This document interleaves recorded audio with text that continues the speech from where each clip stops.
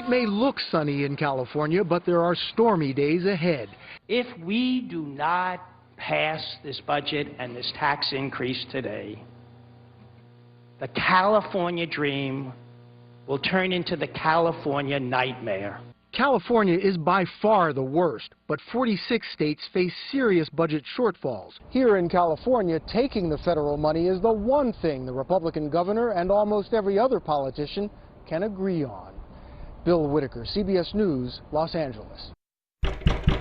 I'll be right there. I just got to get this thing out of here. We got to be downstairs in about 10 minutes.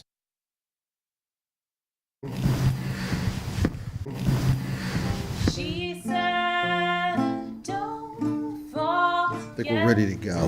What they went through, I'll meet you down there. I'll see you down at the bus.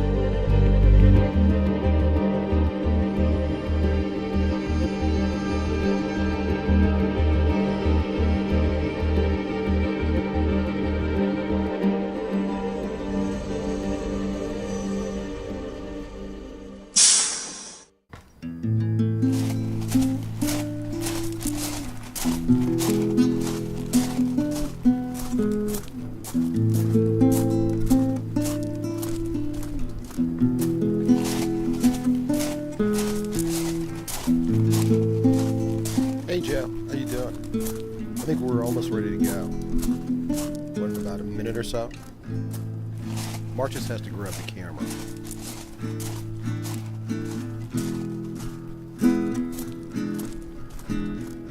Ended up in the second career, and that was as an art director in Manhattan for a big ad agency, believe it or not. And so I had moved back there, but I never lost my love for this place.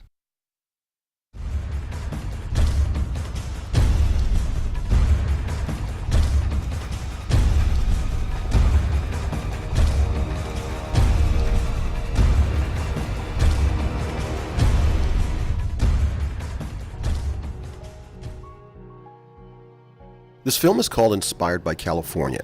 It's about my journey to explore what the press has declared the end of the California dream. The end of the dream that I grew up hearing about as a child in New York City. I was stationed in Southern California in the military in the 1970s, which really began my desire to want to live here. I spent 20 years trying to move back to California from the East Coast. I finally moved to the Bay Area in the year 2000. By the time I got here, the public mudslinging of California was in full swing, criticizing everything from California's lack of energy, the failing school system, the economy, immigration reform, to the declining population. I had just arrived and the place seemed to be falling apart, or at least that's what the media was saying. What happened to the Golden State, this land of opportunity that I'd spent my youth watching on TV and reading about in magazines? That's me in 1960 in New York City with my sister and my brother. By 2010, I was a little concerned. Had I made a mistake? Was California really a failed state, as the papers were declaring? Or was there something to salvage of the California dream? I spent the early part of 2010 planning a trip around the state to find out for myself. In May of 2010, I hopped in a bus with filmmaker Mark Half Moon, painted by 6 emerging Santa Cruz artists who had created prints of their California inspirations to help support the journey, and set on a trip around the state to ask people what, if anything, inspired them about California. The trip was planned to be 3 months long, but ended up taking almost a year. with 6 different camera people interviewing hundreds of people from every walk of life and every corner of the state. This is a story about my journey and what I found out.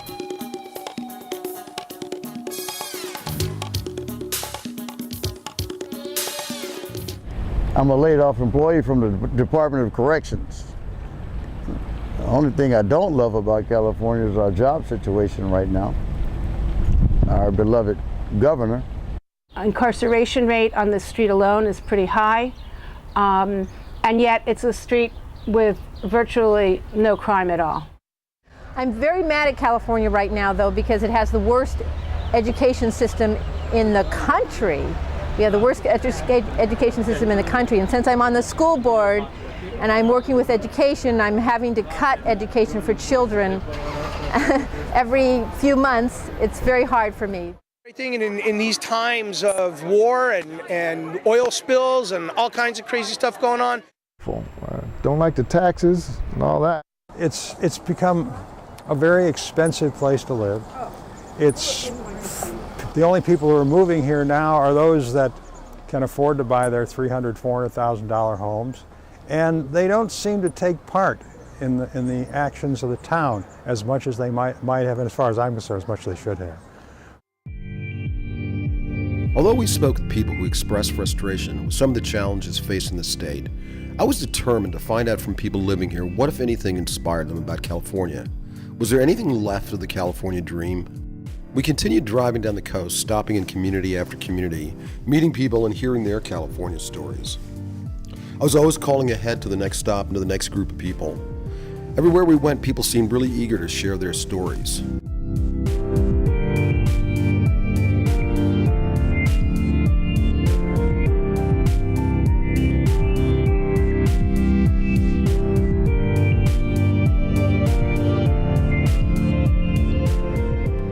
I felt that we were making progress. The people we were meeting shared personal stories with us about their involvement in their communities and their reasons for staying here, and that despite the fact that there were problems, felt optimistic about California. I was impressed by the willingness of so many strangers to open up their homes and their lives to us. I didn't know if this was just a casual California friendliness or something deeper, one of the many things I was curious to find out on this journey.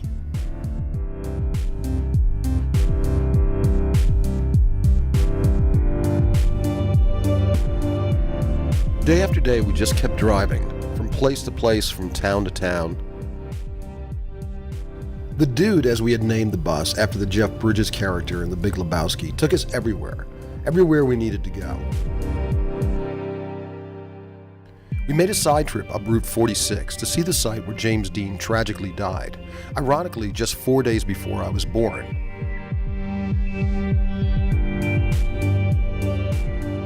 Mark drove, while I called the towns ahead to schedule interviews.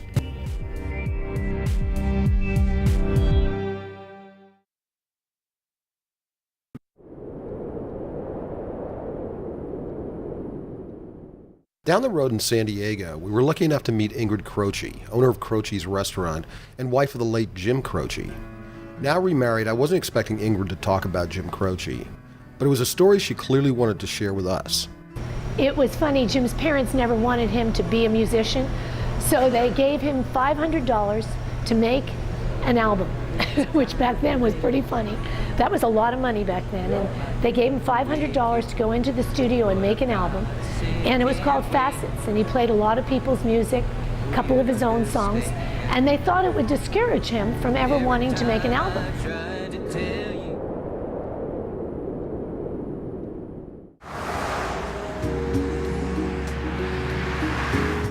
In Morro Bay, I caught up with a busy harbor director, Rick Halbert, a third-generation Californian who talked about some of the dangers of the fishing industry. Probably about 18 years ago, a good friend of our chief harbor patrol officers at the time, a big guy named Dick Ennis, that would have this little dog that he would take everywhere with him, had a albacore boat, and he would go off on the mid-Pacific fishery. It was about a 20-day trip to get out to mid-Pacific to fish for albacore. Dick came in one day to say goodbye to Dick Ennis came in to say goodbye to Dick Rogers, and they had a great talk, and about 6 days later we got a call that the boat had turned over and they'd never found Dick. And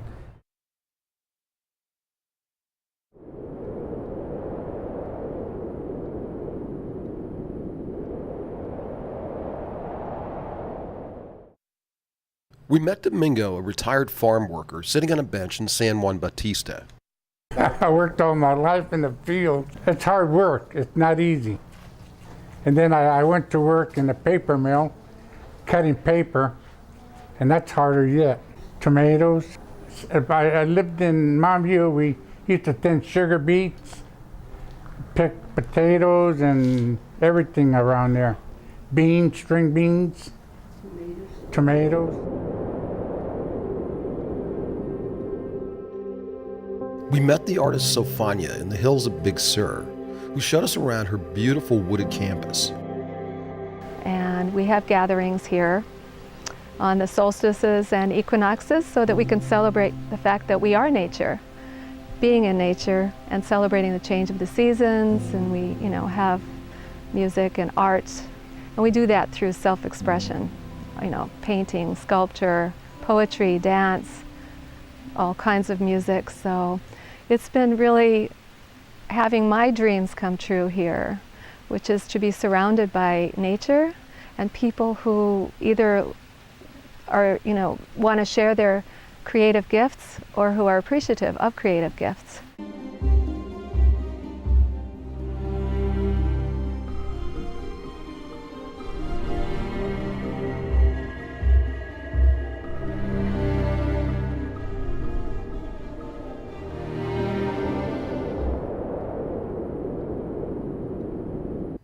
Just outside of Los Angeles, we spent time in Laguna Beach, a creative coastal community where the arts thrive. That's where we met Lisa Mansour, an arts commissioner for Laguna Beach. The Percent for Art program, they had to... I'm an arts commissioner in Laguna, and we do all sorts of things. As well as the public art, we do murals and sculptures and performing arts. We do music in the park and serenades at the beach. Because we were on an incredibly small budget, our criteria for lodging was cost first and internet access second, since part of the project included uploading interviews to the Inspired by California website every day. Consequently, we stayed in some of the worst motels in California. One of the motels had 18 signs promoting internet access, which of course didn't work, and the person they put in charge of the router was an out-of-town guest who'd been at the motel for 2 weeks. Now that's outsourcing.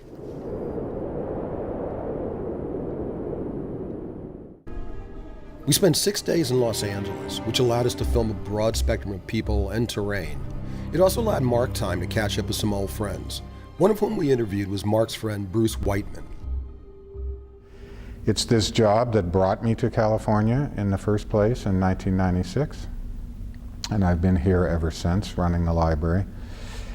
And I came here from Canada, from Montreal actually, and so in some ways what inspires me about California is very much tied to, I guess what you could see is kind of being in exile, and yet it feels in some ways like I'm in exile in the Garden of Eden. So it's this funny kind of dual relationship that I have with California.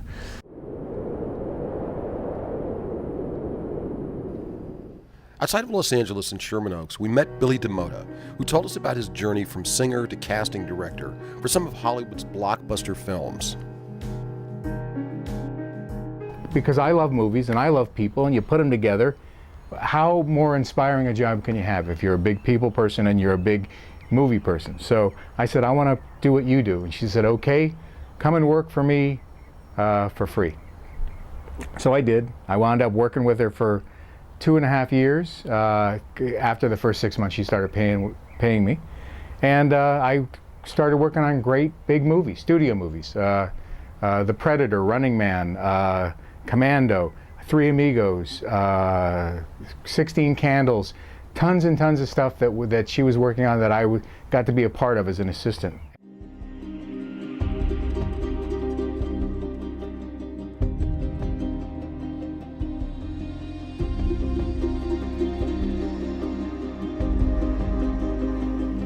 Whenever possible, we'd find local campgrounds, which allowed us to unwind and get a break from those damn cheap motels we had spent way too much time in.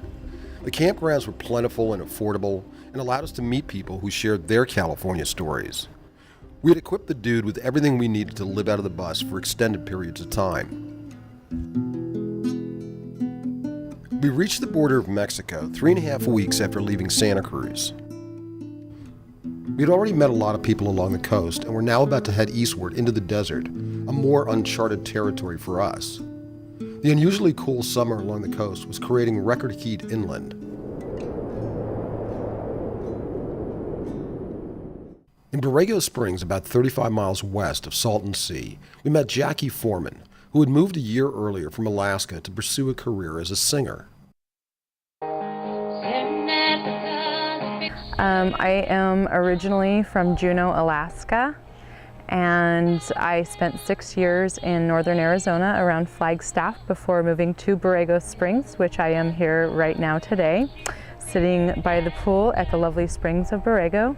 I moved here a little over a year ago, and I am pursuing my dream of being a singer-songwriter musician, and I came to California because that's where my dream led me a year ago.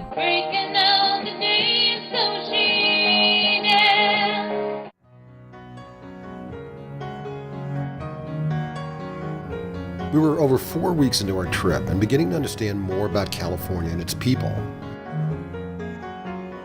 Wait a minute, dude, there's a beverage here. The California dream I was in search of was different than what I initially thought. The people we had met were actively engaged in their towns, their communities, and found opportunities in each of those places. The dream, it seemed, is the strong sense of identity with this place that everyone shared, and their connection to the land itself.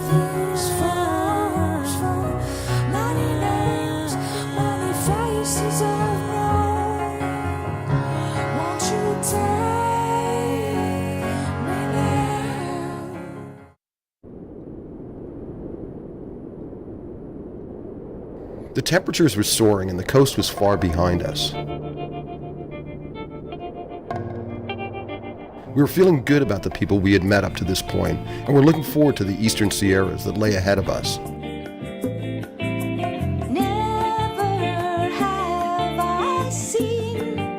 We decided to take the journey through Joshua Tree National Park on our way north to Route 395.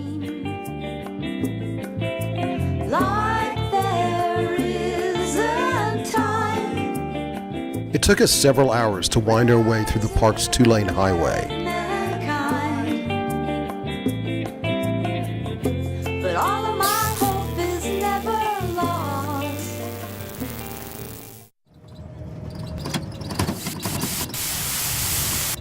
And that's when it happened. Our transmission failed just outside of the park. The long stay in the desert had gotten the better part of our aging transmission. We pulled over in front of this sign. That's when we met Hector.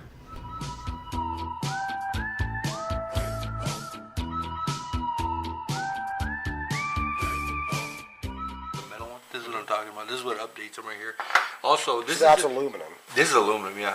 Now, this isn't only what we replaced all the steel, all the frictions, everything. This is just the basic stuff I'm showing you right here, okay? We were now stuck in Joshua Tree, just outside 29 Palms. We didn't have the $1,500 to fix the transmission that now sat in Hector's driveway. I called everyone I knew in Santa Cruz to help us financially. I even contacted the mayors of Joshua Tree and 29 Palms to see if there was any local help available. No such luck. And then Mr. SH, as I call him, came through and put the transmission on his credit card.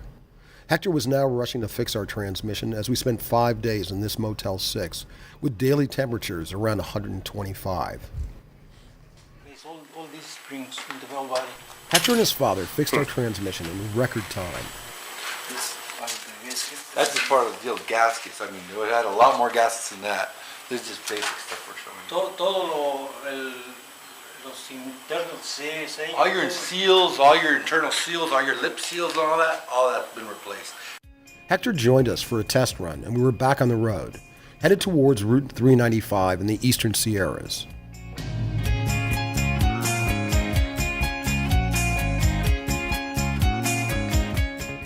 We were thankful to have the dude back and had to make up for lost time.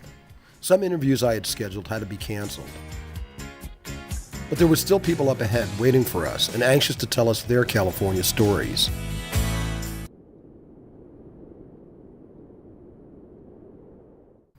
At the beginning of the July 4th weekend, we arrived in Lone Pine at the base of Mount Whitney, 300 miles north of Joshua Tree. Just after crossing the town line, our transmission failed again. This time it was an electronic sensor that controlled the transmission, a separate problem from the transmission. We called Hector and the local auto repair shops, but there was nothing anyone can do until after July 4th. So we pulled into the nearest campground and set up tents.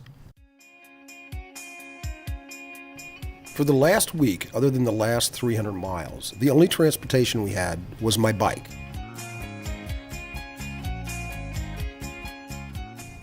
It was ironic that we broke down in Lone Pine, since my Aunt Alix, who had moved from Paris to New York and finally to Lone Pine, where she spent 35 years, had always wanted to take a trip with me here, but unfortunately passed away before we could go together. Now here I was in Lone Pine, a town I'd heard about for years, with my film colleague Mark, a broken dude, and my bike, which had a melted front tire from the second day riding in the desert.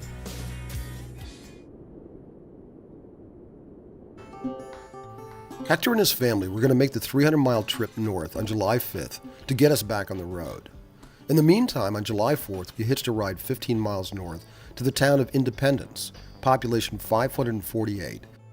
And it looked like every one of the 548 people from Independence was here at the barbecue to celebrate Independence Day and find out what some of the locals thought about California. Well, Independence is a little town of about 550 people, but it's the county seat, which means it's the head of the county that has only 20,000 people.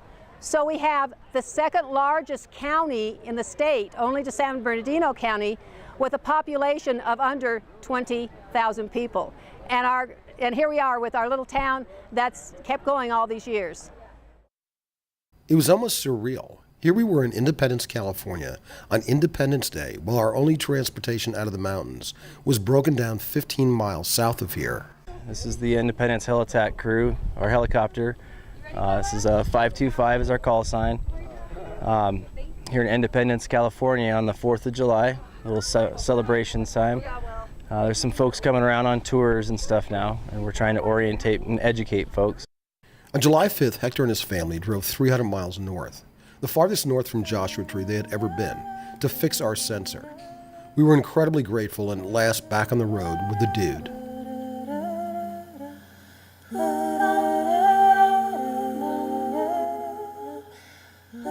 We had been on the road for over 2 months, and while driving through Yosemite, some pressing issues at home required that Mark return to Santa Cruz earlier than expected. So we crossed the Central Valley back to the coast. Another setback in a series of setbacks. A year in the planning, and all it took was 3 weeks in the desert to derail my Inspired by California project. I was starting to believe that this journey was over.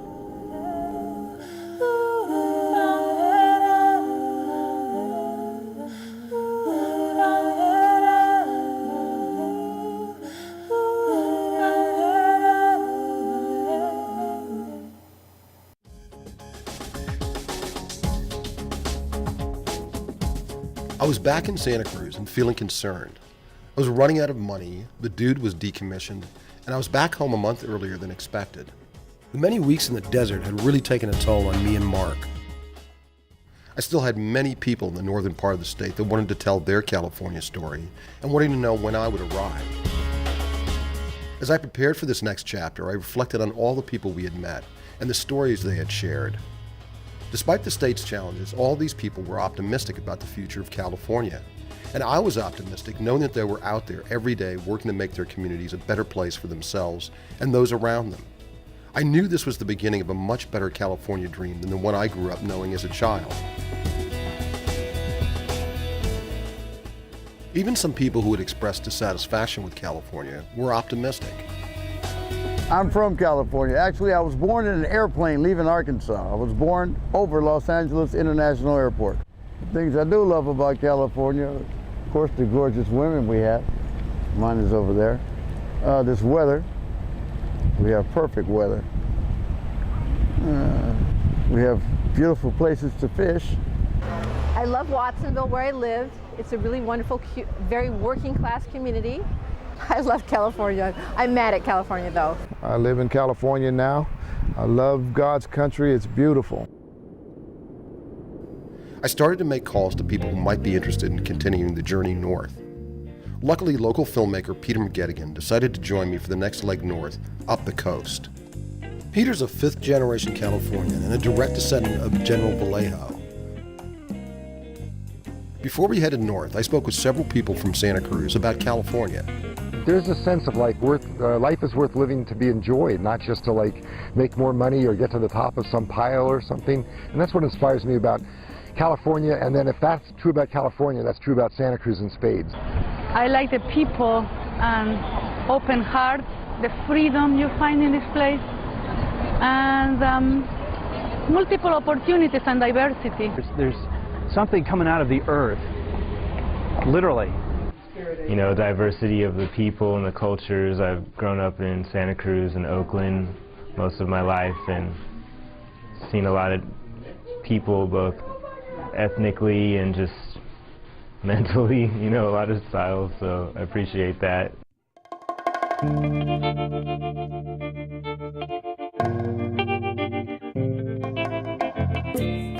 After a few days in Santa Cruz, I was back on the road again, headed north up the coast, looking forward to a new group of people and a new set of California stories.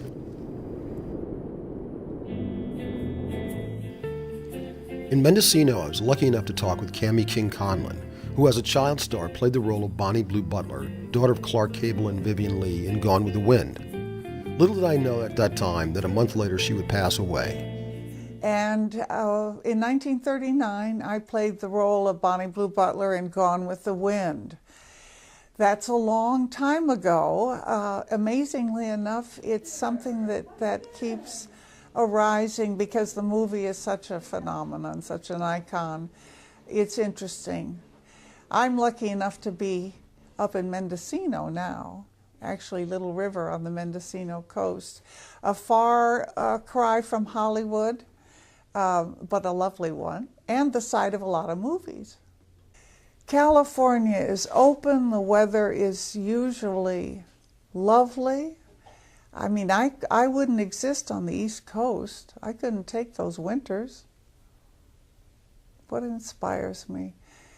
Oh, I'm trying to think. East of Eden, the author, Senior Moments. Steinbeck.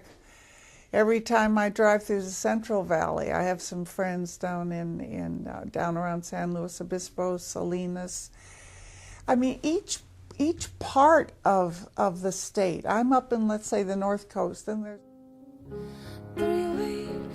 It was great to speak with Cammie, and it was interesting that after growing up in Los Angeles after 40 years, she relocated to Mendocino and started a new life. And was completely engaged in that community, working as the PR director for the Little River Inn. Cammie was right about it being about every part of the state. California is really like a group of small countries working together under the umbrella of one big state. But as big and diverse as the state is, the people seem to come together on a lot of common ground. Everywhere I went on my journey, there was a true California experience to be had. In Sonoma, I got to visit the home of the birth of the California Republic. In Anza Borrego, I got to see one of the largest active fault lines in the state, on the day of the lunar eclipse in one of the darkest night spots in the state. In Mendocino, I get to stay in the room that James Dean stayed in while filming East of Eden. In Yreka, I get to see the largest remaining gold deposit still remaining from the gold rush. In Bodega Bay, we stopped for breakfast on the steps of the schoolhouse where Alfred Hitchcock shot his 1963 film, The Birds, and on it went.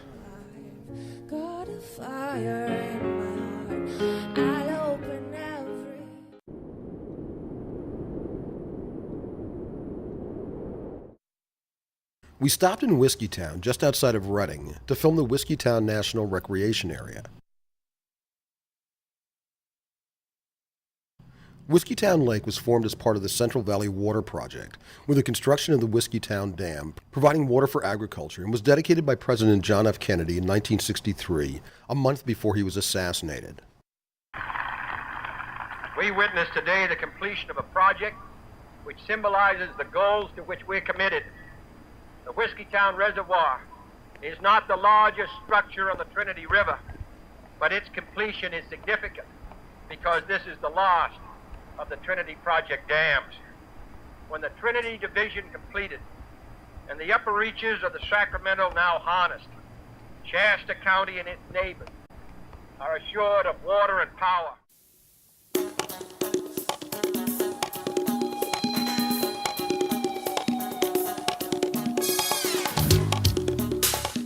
Whiskeytown is one of only fewer than 30 national parks, recreation areas, or historic monuments that has an ongoing artist in residence program.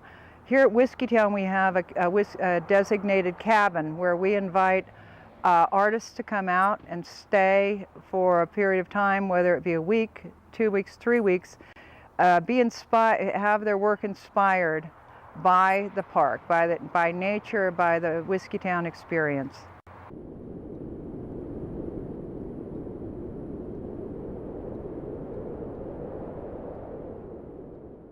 I like the fact that California is sort of like where the rest of the country drifts to.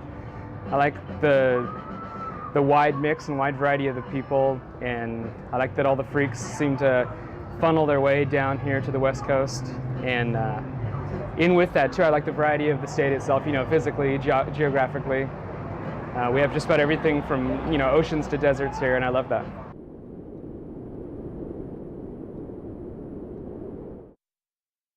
About 30 miles north of Mendocino, along the dramatic coastline of Fort Bragg, we visited with Sally Otson, owner of the Pacific Star Winery. People are starting to recognize that we're losing old grape varieties and beginning to replant. I think we have 84 acres now in the world of Charbonneau. Yeah. I think, what is an inspiration in California? The wildness inspires me. I keep this place just a little bit funky for a reason, because I think people are very comfortable around wine in this setting. The industry has become just a little pretentious, and I try to promote wine drinking without agonizing over it. Just wine as a friendly element of food beverage, simply a food beverage. And I think that we've achieved that here over 21 years because I have loyal customers, and I'm very grateful for that.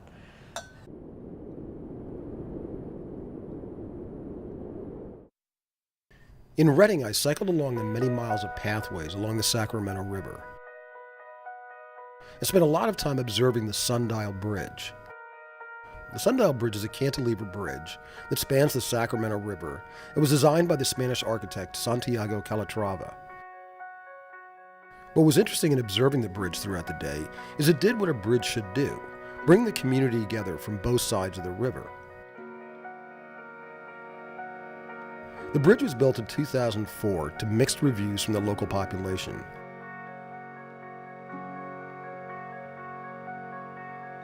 But whatever the opinions may be, it was clear from my observation that something really special had been created.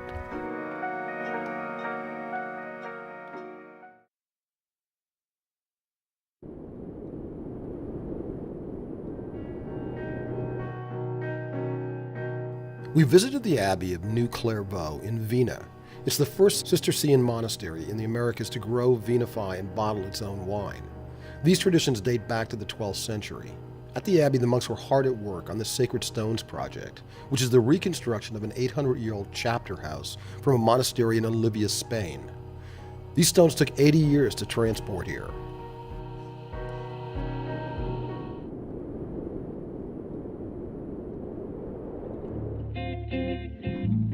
Wairika was the northernmost part of this trip. We were lucky enough to meet Ed Steele, who took us up in his balloon to see from the air the border between Oregon and California and all the Jeffersonians below. At 5 a.m. we set up the balloon and were aloft by 6 a.m.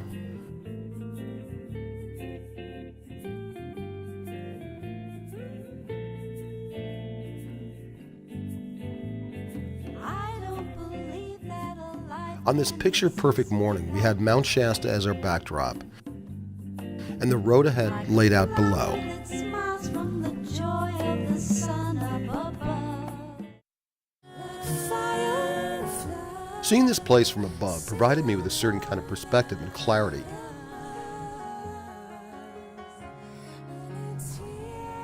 After meeting so many incredible people and traveling to amazing places throughout the state, it was no wonder so many people have wanted to make their home here. In the early 1850s, over 300,000 people came to California in search of gold and a new way of life. Some of the settlers coming from the east were so desperate to move here, they lowered their families, horses, wagons, 2,000 feet over sheer cliffs in places like Emigrant Pass. I wonder if anyone would do that today. It seems to me that we're being outfoxed by organizations such as Fox News that sell fear and negativity in the hopes that we'll be guided by their instructions. The people I had met along the journey were aware of the problems California faces, but were working hard every day to make their part of California a better place. I felt that the questions I'd asked myself a year earlier about the end of the California dream were being answered.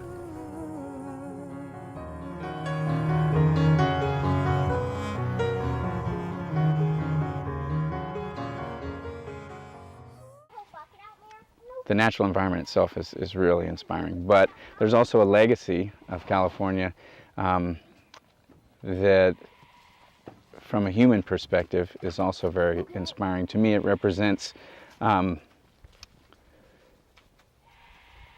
dream of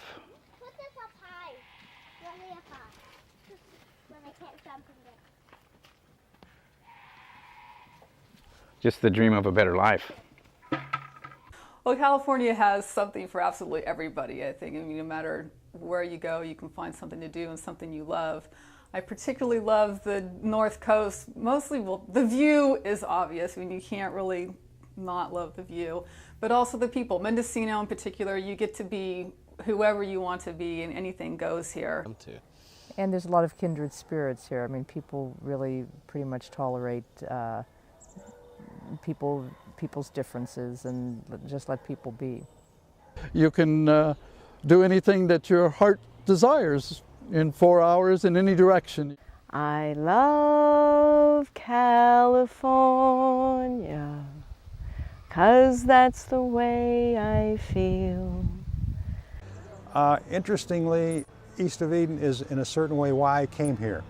Now, I grew up in the Midwest, and I had never been west of Des Moines, but I was in the Navy in 1957, and I saw East of Eden on the fantail of a naval destroyer in the Caribbean. And I was just intrigued with the town. I mean, James Dean was okay. I like Julie Harris even more, actually, but I was intrigued with the town. And then when I came west in 1964, I went to San Francisco, but then I thought, all right, I'm going to go find Monterey. Well, I went to Monterey, and they didn't make the film here. Yeah, I think what inspires me about California is the diversity of the state. We can all get along and figure it out, so that's what I like.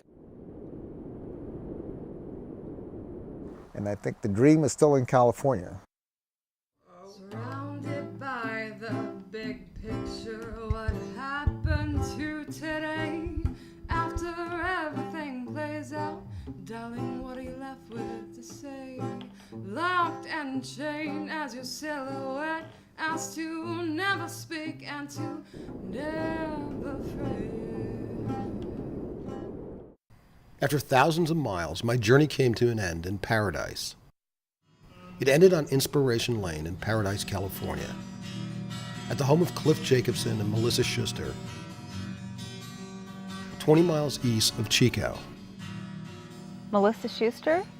We're at Chapelle du l'Artiste on Inspiration Lane in Paradise, California, and I am the proprietor of this place.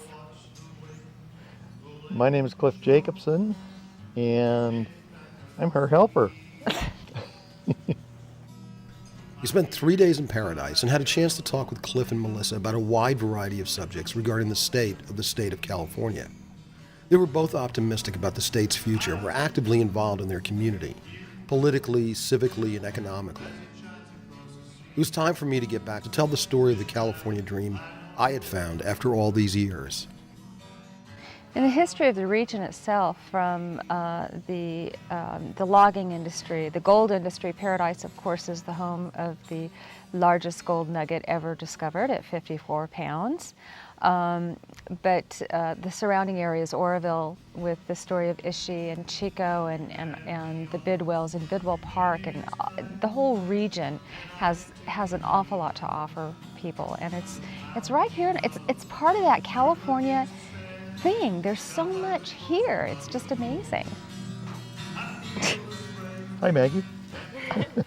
Did we lose sound? We're good. This is going to be going to California.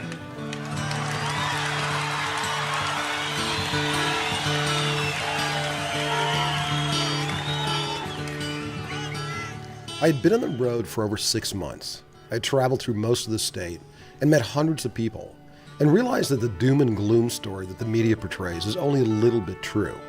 It's the people that will eventually decide the fate of this state, through their actions, their joys, their passions, and their commitment to the places they have chosen to call home here in California. It was time for me to go home and learn from the people that I had met and apply the same lessons of commitment and ownership, making this a better place to live. Back home to the place I have called home for 8 years, Santa Cruz. Someone told me there's a girl out there with love in her eyes and flowers in her hair.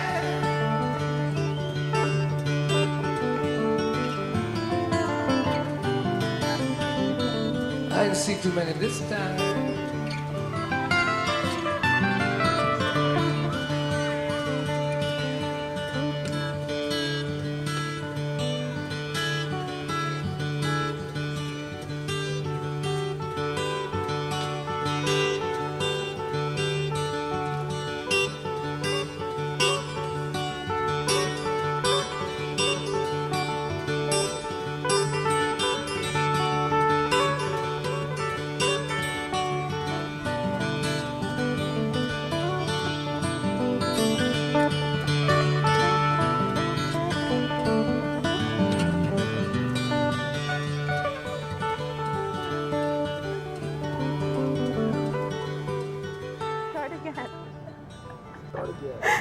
Don't even mention it. One more time. Chances on a big jet plane. Never let them tell you that we all are the same. Oh, the sea was red and the sky was gray. I wondered how tomorrow could ever follow today. Mountains in the canyon start to tremble and shake. The children of the sun began